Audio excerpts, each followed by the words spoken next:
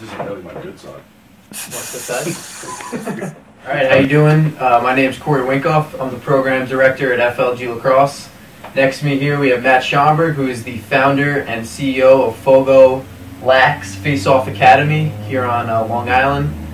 Matt trains face-off guys all over the nation and is here with us today to talk a little bit about what we got going on behind us, which is the FLG Face-off Combine, and it is in its first year. I'm real excited to get it going. Things about FLG Face-off Academy is how we train kids. So I think anybody can really put a competition together, but we want to enable these athletes to really get some value out of this and not just have them bang heads for a couple of hours and you know, see who's the best. I really want to see who can adapt, who can change, and who can improve in a very short amount of time, because that's what facing off is all about. And we're going to give them the information, the drills, so that when they walk away from here, they can be their own face-off coaches, and they can help each other and help themselves to, you know, get up through the ranks and finally, hopefully, get to the collegiate level. Yeah, that's huge. Now, let's talk a little about the evolution of the face-off position. Back when you played, I understand the face-off position might have been a little different to how it is now. Just talk about how the technique, how important that is, and the other kind of facets of the face-off game that are important. Yeah, it certainly has changed a lot. There's, you know, there probably wasn't the same amount of emphasis on building a face-off athlete at that point. Yeah. It was really kind of who was, you know, the short little stocky guy on the team, and yeah, you threw him out there and you kind of hoped that he won the ball. There wasn't really a lot of training at all. So the really, you know, the real kind of change has been in the training and the preparation of the athletes and how they prepare themselves, and more their role on the team. You know, what are they providing for their team? How are they going to provide it for them? And through these academies and through the training that we provide them, they can build those skill sets and they can train to help get those extra possessions that every coach is, you know, so crazy about right now. Yeah, absolutely. Do you train the people that come through your academy and come through your clinics and camps to be FOGOs? And for people that don't know, FOGO means, you know, face off, get off the field. Or do you train them to be a little more well-rounded athletes and who are also good at facing off? Yeah, it's one of the things that we stress at FLG, and I'm very aware of the name FLG, sure. Being my face-off academy name. However, you know, we spend, in an hour-and-a-half clinic, we spend a minimum of 25 to 30 minutes on lacrosse-specific skills. Gotcha. We practice different types of passing. We practice different types of shooting, different types of ground balls. You know, we're trying to build a lacrosse face-off athlete. It's not about face-off, get-off. Certainly, I was not a face-off, get-off guy, and I don't want any of my kids to be. If you want to be a FOGO, go stand on the sidelines, and then you're playing your own sport. You probably should be playing baseball.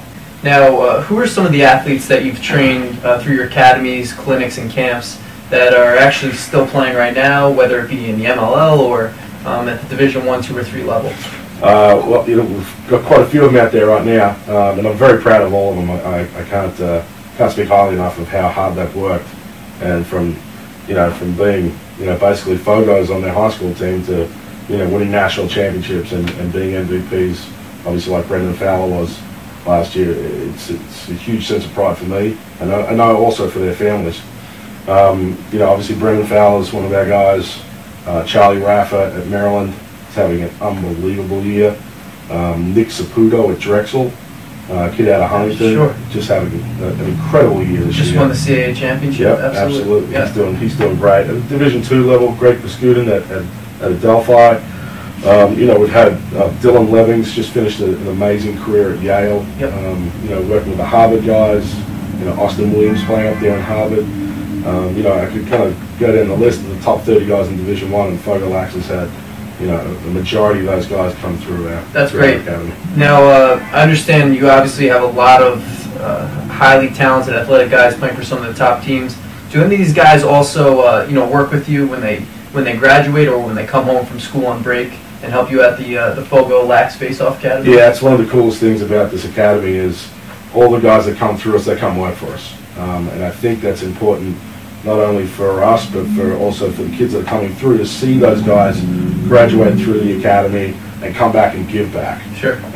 You know, they love doing it. They love to face off, and more importantly, they're really good coaches. Yeah. They understand it. They understand what to look for. They understand how to teach it. And it's exciting for them also, because they get to see the kids start from that really elementary level through to, you know, all the way up through high school and into college. Sure, I'm sure a lot of the younger guys too, they look up to these kids, they watch them on TV, and then they get to be coached by them, which is great. It's pretty cool. One of the last things I want to cover here, which is something that I think is real cool about your academy, and that's kind of how your unique approach to kind of teaching face-offs in general. Now, your approach, like I said, is very unique, but also a lot of people consider it an advantage in the face-off game. Can you just explain a little bit why your techniques are maybe a little bit different? You can tell if I relax guy usually because they're one knee down. Gotcha. I come up with a one knee down myself because I had a bad back and bad knees and constantly facing off. I needed to find a position where I could get nice and low, have no weight in my hands, and have good balance. And that was, after tinkering around a little bit, that was the position I came up with. But it's all based off of speed, balance, technique, and power.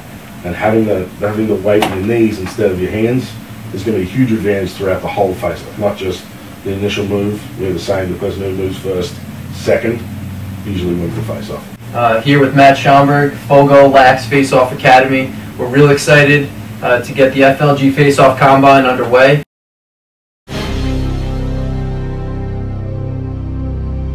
All right, let's start by talking about the 4 regional events that we have going on at the FLG Face-off Combine.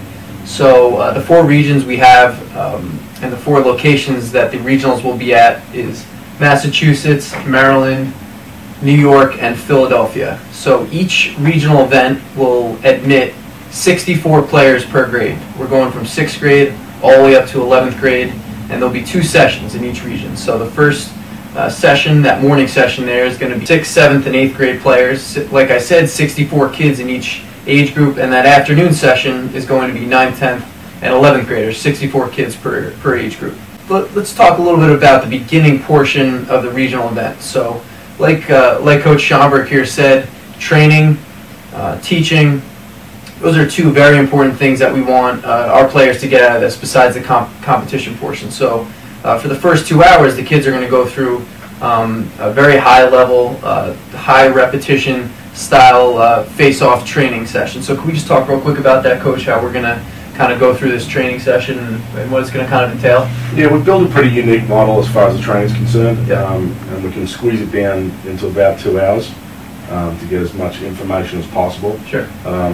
My goal for those 2 hours is for the kids to walk away with the knowledge to be able to train themselves, gotcha. To recognize stuff that they need to pick up on, and give themselves the drills that they can do, whether they have an allotted time for face-off training during their practice or on their own. Right. So we can squeeze everything in 2 hours, so it's not going to be really kind of competitive based at that point. It'll be right. more kind of using your noggin a little bit and understanding what it takes to get to the next level.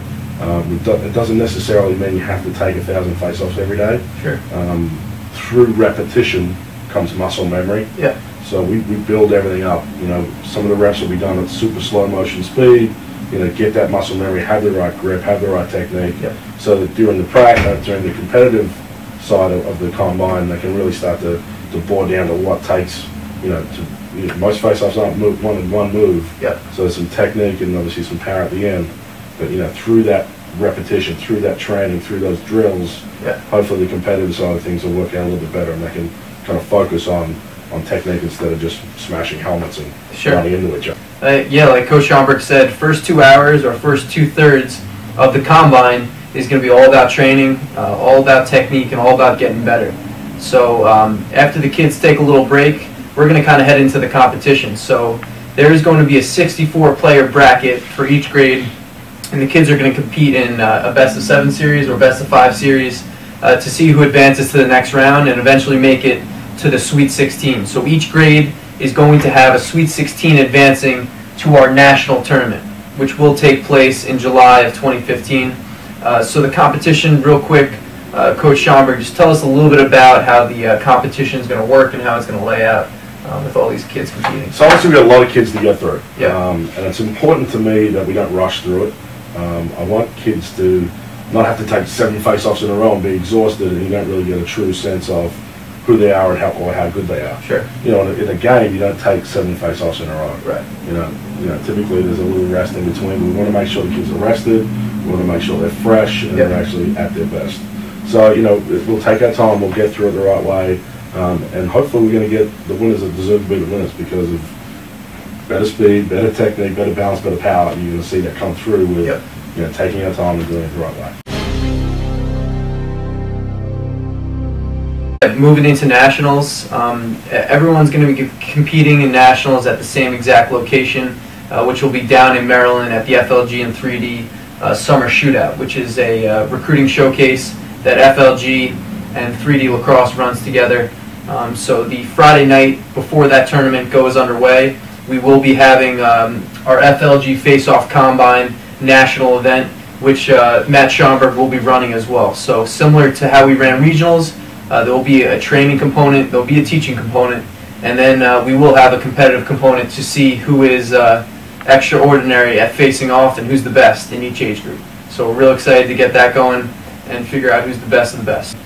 Matt, thanks for your time here and talking to us a little bit about facing off and about our FLG Combine that we got going on. And yeah, thank you. My pleasure, Corey. Awesome.